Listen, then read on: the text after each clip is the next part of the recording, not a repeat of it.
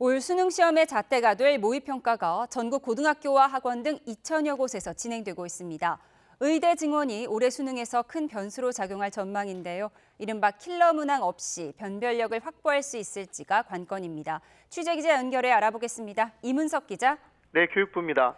네, 지금 시각이면 4교시 한국사 탐구 영역 시험이 진행되고 있을 텐데요. 앞서 국어와 수학은 지난 수능 때보다는 다소 쉽게 출제됐다고요.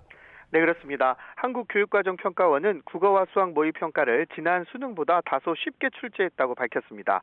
영어는 지난 수능과 난이도를 비슷하게 맞췄다고 설명했습니다.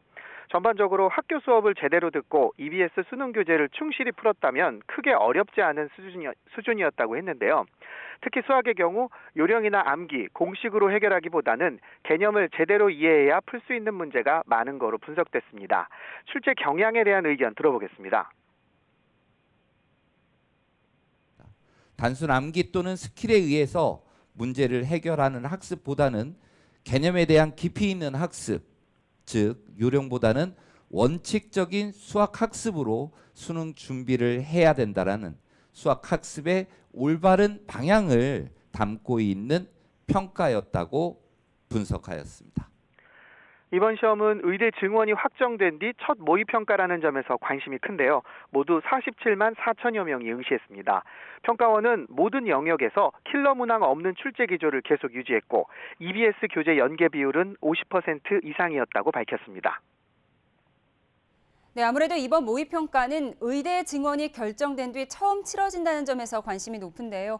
N수생으로 불리는 졸업생 응시자 수가 늘었다고요. 네, 맞습니다. 이번 모의평가 졸업생 응시자는 8만 8천여 명입니다. 지난해 6월 모의평가 때보다 400명가량 늘었습니다.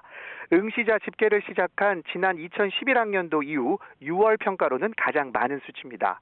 재학생 응시자 역시 1만 명 넘게 증가했습니다. 특히 올해는 의대 증원과 맞물려 대학을 다니다가 다시 수능을 보는 최상위권 반수생이 증가할 거로 예상됩니다.